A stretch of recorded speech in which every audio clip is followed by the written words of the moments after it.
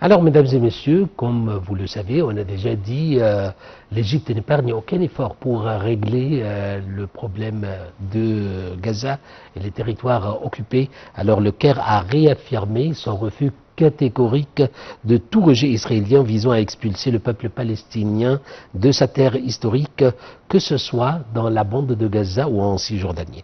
L'Égypte n'acceptera pas et ne participera pas à la déportation de la population qu'elle considère comme une injustice historique sans aucune justification morale ou légale. C'est ce qu'a précisé le communiqué du ministère égyptien des Affaires étrangères. Je vous laisse suivre ce commentaire. Le Caire a réaffirmé son refus catégorique de tout projet israélien visant à expulser le peuple palestinien de sa terre historique, que ce soit dans la bande de Gaza ou en Cisjordanie, d'après un communiqué du ministère des Affaires étrangères dimanche 17 août. L'Égypte suivait avec une vive inquiétude les informations récentes concernant les consultations entre Israël et certains pays pour qu'ils acceptent la déportation des Palestiniens de la bande de Gaza vers leur territoire, précise le communiqué. Selon le Caire, cette démarche s'inscrit dans une politique israélienne qui vise à dépeupler la terre de Palestine, à l'occuper et à mettre fin à la question palestinienne. L'Égypte n'acceptera pas et ne participera pas à la déportation de la population qu'elle considère comme une injustice historique, sans aucune justification morale ou légale, affirme le communiqué. Et d'ajouter, cela conduirait inévitablement à la liquidation de la cause palestinienne. L'Égypte a appelé tous les pays du monde à ne pas s'impliquer dans ce crime immoral contraire au droit international humanitaire et qui constitue un crime de guerre et un nettoyage ethnique et représente une violation flagrante des 4 conventions de Genève. L'Égypte s'oppose à toute déportation, qu'elle soit forcée ou volontaire, et ce, sous quelque prétexte ou justification que ce soit, précise le communiqué du ministère des Affaires étrangères. Elle dénonce notamment les politiques de confiscation des terres, de colonisation et de la faim, qui ont pour but de rendre la vie impossible pour les Palestiniens sur leur propre territoire. Ces déclarations interviennent alors que le vice-ministre israélien des Affaires étrangères était au Soudan du Sud et que des informations de presse font état d'un projet de déplacement des habitants de Gaza. Le Premier ministre israélien Benjamin Netanyahou avait affirmé mardi 13 août qu'il autoriserait les habitants de la bande de Gaza à émigrer à l'étranger tout en se défendant de les pousser à partir. Il a ajouté être en discussion avec plusieurs pays d'accueil possibles.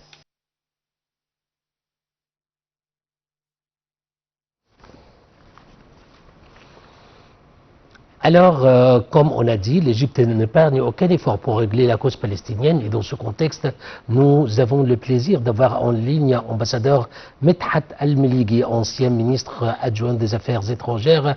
Ambassadeur Medhat Al-Melighi, bonjour. Bonjour à vous. Alors, ambassadeur Medhat Al-Melighi, l'Égypte n'épargne aucun effort pour régler la cause palestinienne. Alors, pourquoi le Caire refuse catégoriquement la déportation des Palestiniens de la bande de Gaza et de Cisjordanie? Alors, il y a plusieurs raisons pour cela. Premièrement, parce que cela constitue une violation directe au droit international et l'Égypte, avec son histoire, ne peut jamais accepter de participer dans un crime de guerre tel que le déplacement forcé et même ce qui est appelé un déplacement volontaire de la part d'Israël n'est pas un déplacement volontaire parce qu'on définit le déplacement volontaire quand la situation est normale dans votre pays d'origine et que vous voulez quitter ce pays pour une raison ou une autre. Mais quand on crée des raisons dont la vie est impossible dans la place où vous êtes, alors cela ne peut jamais constituer un déplacement volontaire. Alors, premièrement, parce que, comme je viens de le dire, parce que ça constitue une violation directe au droit international. Deuxièmement, parce que l'Égypte, avec son rôle historique en ce qui concerne l'aide de la Palestine et des Palestiniens, ne peut jamais accepter que les Palestiniens, que la cause palestinienne soit totalement liquidée par ce déplacement forcé ou volontaire, comme on l'a expliqué, parce que tout simplement, on le sait déjà, et notre expérience claire avec Israël depuis 1948, ceux qui quittent leur place ne peuvent jamais revenir. Et c'est exactement le but d'Israël et des États-Unis, parce qu'on vient d'entendre il y a quelques jours le président Trump reparler encore une fois de son illusion de faire de Gaza une Riviera sur la Méditerranée. Et je pense que tout cela, sans la présence du peuple palestinien, ne constitue que des violations directes au droit international. Alors, pourquoi est-ce que ce déplacement, ou de bloquer ce déplacement est important? Parce que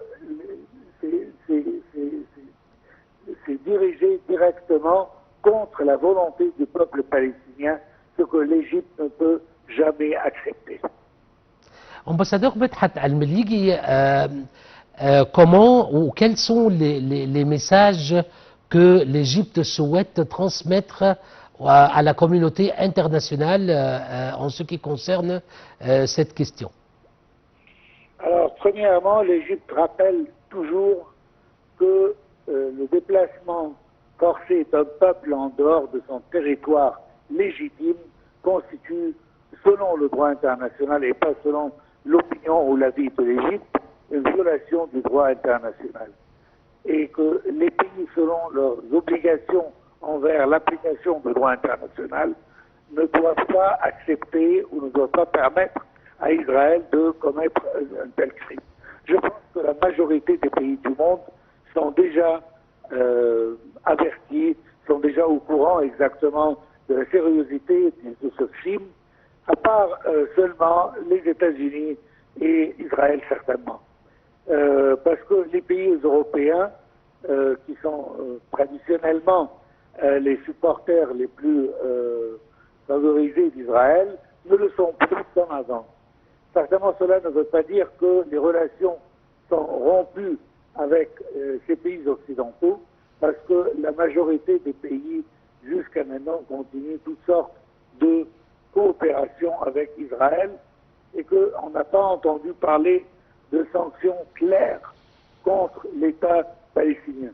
Il y a des sanctions partielles, telles que, par exemple, et on entend toujours cette phrase, ou cette définition de arrêter ou de prolonger le temps avant d'envoyer un certain armement susceptible d'être utilisé à Gaza. Alors, si ce n'est pas susceptible d'être utilisé à Gaza, alors il n'y a aucun problème de transférer ou de envoyer ces armes. Et c'est ça le vrai problème, c'est que Israël, qui ne comprend pas que la langue de la force, que la langue du danger, n'est jamais mis en danger en ce qui concerne un boycott totalement d'envoyer des armes à Israël. Alors, sans cela, Israël prend toujours ça comme un feu vert de continuer ses crimes de guerre et ses crimes contre l'humanité en ce qui concerne le peuple palestinien et certainement son génocide.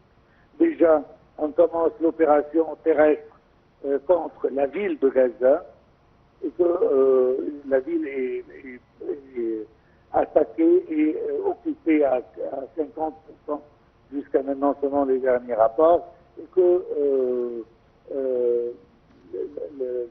l'envahissement terrestre est éminent et avec cela on va entendre aussi la mort des malheureusement la mort des otages israéliens, que le seul pays qui ne considère pas leur vie c'est Israël. Tous les autres pays du monde, dans leurs déclarations, on entend toujours la libération des otages ou ne pas prendre des actions militaires pour ne pas mettre en danger les otages, mais le seul pays qui ne prend pas ça au sérieux, c'est Israël, qui veut continuer son agression terrestre contre le peuple palestinien pour une occupation totale de la bande de Gaza, même si cela veut dire la terminaison de la vie de ces otages, en plus les officiers et les soldats qui peuvent trouver leur mort dans cette agression terrestre.